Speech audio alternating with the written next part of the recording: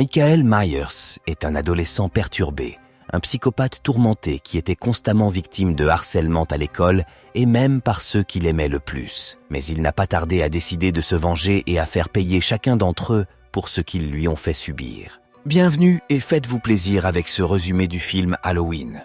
L'antagoniste du film, Michael Myers, est un garçon de 10 ans originaire de l'Illinois. Il mène une vie difficile, à la fois à la maison et à l'école, en raison de sa nature timide et étrange. Pour aggraver les choses, sa mère, Deborah, est l'une des stripteaseuses les plus désirables de la ville. Une chose étrange à propos de ce garçon est qu'il tue et dissimule des animaux tout en se cachant derrière un costume de clown d'Halloween. Sa victime la plus récente est sa souris domestique.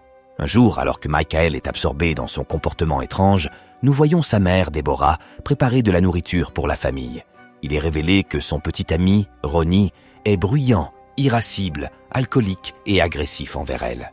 Il fait des remarques désobligeantes sur la fille adolescente de Deborah, Judith, et sa fille bébé appelée Boo. La petite fille se met toujours à pleurer dès que Ronnie hausse la voix. Pendant ce temps, Michael descend les escaliers, portant son masque de clown, et annonce que sa souris est morte. Sa mère le réconforte et promet d'en acheter une nouvelle, mais elle ne demande pas la cause de sa mort. À ce moment-là, Ronnie ordonne au garçon d'enlever son masque de clown et lorsque Michael refuse, il lui l'arrache du visage.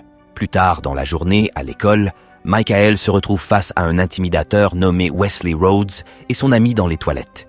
Il le tourmente en faisant des commentaires désagréables sur le fait que sa mère est une stripteaseuse.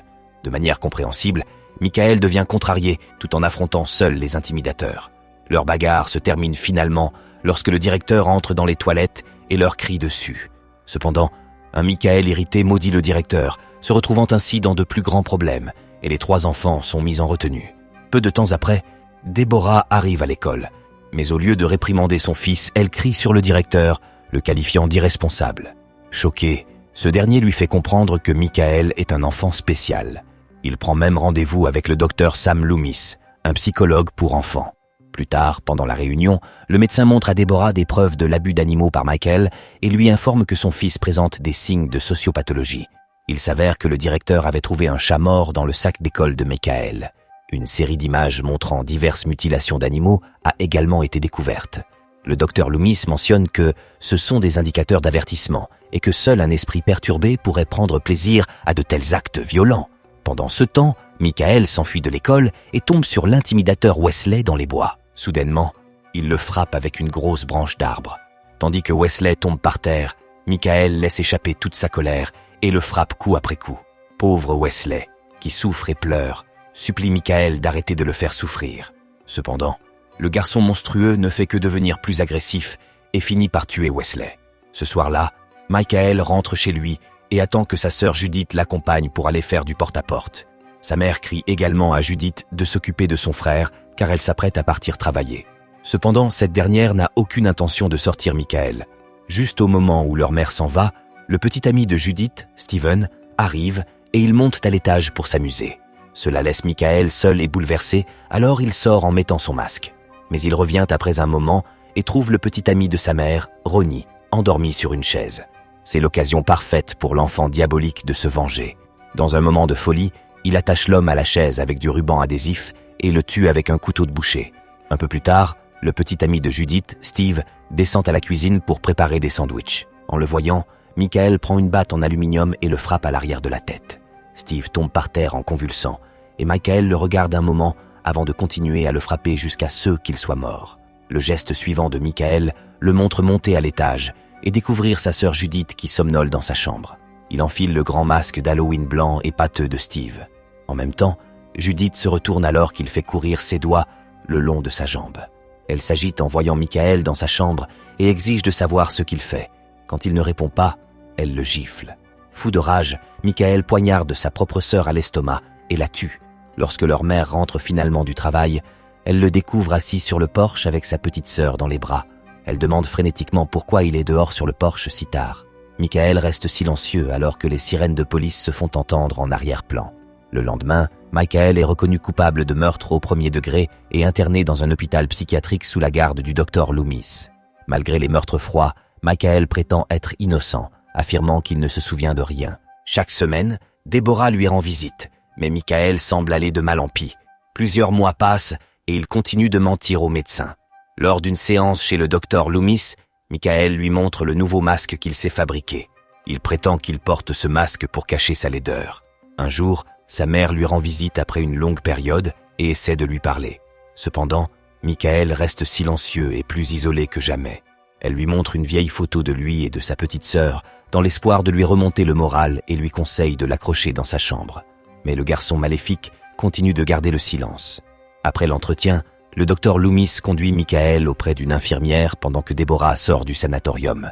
Cela se révèle être une mauvaise idée, car quand les deux sont seuls, Michael devient agressif et poignarde l'infirmière à mort avec une fourchette. Après un moment, Deborah et le médecin découvrent l'incident et restent sans voix. En particulier, Deborah est complètement dévastée, maintenant qu'elle a vu de quoi son fils est vraiment capable.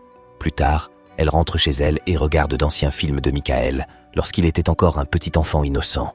Elle se remémore avec émotion les jours anciens et se demande si elle a été une mauvaise mère. Finalement, elle commet l'impensable, ne supportant plus la douleur. Le film avance alors de 15 ans. Michael est maintenant un homme imposant, toujours enfermé dans le sanatorium. Il n'a pas prononcé un mot depuis son dernier meurtre et passe la plupart de son temps à fabriquer des masques. Le docteur Loomis a également renoncé à le traiter et a plutôt publié un livre à succès dans lequel il qualifie Michael d'indéniablement maléfique. Une nuit, Michael est occupé à fabriquer des masques lorsque 2 concierges arrivent dans sa cellule et abusent d'une détenue féminine. Michael ne réagit pas du tout et continue son travail. Mais une fois que les concierges ont terminé, il se lève, attrape l'un d'eux et le projette contre la table. Michael s'approche ensuite de l'autre et le frappe à plusieurs reprises avant de lui cogner la tête contre le mur. L'alerte de la commission avertit le gardien, Ismaël, qui s'occupe de Michael depuis qu'il est enfant. Peu de temps après, Ismaël arrive dans le bloc cellulaire et découvre 2 corps distinctement ensanglantés éparpillés sur le sol. Dès qu'il voit Michael, il comprend immédiatement ce qui s'est passé. Il essaie de ramener le monstre dans sa cellule, mais ce dernier le punit brutalement et le termine avec un téléviseur. Après le massacre, Michael s'échappe de l'asile, prêt à semer davantage de chaos. À la scène suivante, il arrive à une aire d'autoroute et se bagarre avec un chauffeur. Il cogne le chauffeur plusieurs fois contre le mur, le tuant finalement. Michael vole ensuite les vêtements de travail du chauffeur et se débarrasse des siens. Le lendemain matin, qui est un jour d'Halloween, Michael est revenu dans sa maison familiale à Haddonfield. L'endroit est resté abandonné depuis le décès de sa mère. Une fois là-bas, il récupère son couteau de boucher préféré et son masque. Entre-temps, nous faisons la connaissance de Laurie Strode, une étudiante exemplaire de Haddonfield. Un jour, son père, qui est agent immobilier, lui demande de livrer des documents à l'ancienne résidence Myers, qui est la maison de Michael. Il s'avère que son père essaie de vendre l'ancienne maison Myers, que les habitants croient hantée. Comme demandé, Laurie dépose les documents là-bas et part. Mais malheureusement pour elle, Michael la voit et devient curieux. Il la suit ensuite à l'université et l'espionne. Ici, nous apprenons que Laurie est souvent seule et passe la plupart de son temps à garder un garçon voisin âgé de 10 ans. En revanche, ses meilleures amies, Linda et Annie, sont plus populaires et appréciées dans toute l'école. Plus tard, cette nuit d'Halloween, Annie convainc Laurie de garder son enfant, James, afin qu'elle puisse s'amuser avec son petit ami. D'un autre côté, Linda rejoint son partenaire pour une fête à l'ancienne résidence Myers. Michael, qui est également présent là-bas, remarque le couple et les espionne. Quand le petit ami de Linda va se soulager, Michael l'attaque et le tue sur place. Il va ensuite de l'avant et achève également Linda. Après cela, Michael se dirige vers la maison de Laurie, où il tue ses parents dès qu'elle part pour sa garde d'enfants. Son règne de terreur ne s'arrête pas là, car il se rend à la maison d'Annie, où elle s'amuse avec son petit ami. Michael achève brutalement ce dernier, puis il s'en prend à Annie. Quelques heures plus tard, Laurie arrive là-bas avec James et découvre la scène traumatisante. Annie tremble profusément, totalement dévêtue, pendant que le corps de son petit ami pend au plafond. Soudain, Michael apparaît sur les lieux et commence à attaquer Laurie. Ce dernier parvient d'une manière ou d'une autre à s'échapper, mais il la suit bientôt et l'embusque. Pendant ce temps, l'évasion de Michael est rapportée au docteur Loomis. Il se précipite frénétiquement à Haddonfield et supplie le shérif local de reconnaître que Michael Myers est revenu et est dangereux. Le shérif appelle immédiatement Laurie pour lui demander où elle se trouve, mais elle ne répond pas. Ensuite, après un peu d'enquête, il finit par découvrir la vérité. Laurie est la sœur adoptive de Michael depuis que Deborah a commis l'impensable. Le médecin réalise que Michael est conscient de cette vérité. C'est pourquoi il l'épie. Craignant qu'elle puisse être la prochaine victime, le médecin prend alors la décision ultime de visiter la résidence Myers. Pendant ce temps, Nous apprenons que Laurie est toujours en vie, mais elle est retenue captive. Le psychopathe lâche son couteau et lui tend une photo d'eux deux quand ils étaient petits. Mais Laurie semble ne pas comprendre ou se remémorer quoi que ce soit, car elle n'était qu'un bébé à l'époque. Alors qu'il ne regarde pas, elle parvient à poignarder Michael au cou et s'enfuit dans l'arrière-cour. Cependant, cela n'affecte que son corps massif. Laurie est alors poursuivie par son frère psychopathe, qui finit par la rattraper dans la piscine vide. Heureusement, le médecin arrive au bon moment et supplie à plusieurs reprises Michael d'arrêter. Lorsque cela ne fonctionne pas, il tire plusieurs fois sur le psychopathe dans le dos. Après cela, le médecin et Laurie tentent de fuir, mais Michael se relève miraculeusement, brise le pare-brise et la tire hors de la voiture. Il s'apprête à la tuer, mais le médecin le supplie de la libérer. Étonnamment, Michael cède et la lui remet. Mais la seconde suivante, il saisit le médecin et le tue brutalement en lui arrachant les yeux. Pendant que tout cela se passe, Laurie saisit le pistolet à proximité et s'enfuit à l'étage. Le psychopathe la suit également et finit par la coincer sur un balcon. Il la pousse ensuite à travers la fenêtre et tous les deux finissent par tomber par-dessus la rambarde. Un peu plus tard, Laurie se réveille sur un Michael inconscient. Elle pointe alors le pistolet sur lui et tire un coup, mais il se réveille soudainement et saisit son poignet. Malgré cela, Laurie reste déterminée et tire plusieurs autres coups sur lui. Le film se termine alors que Laurie, couverte du sang du psychopathe, crie hystériquement. Michael Myers est enfin mort.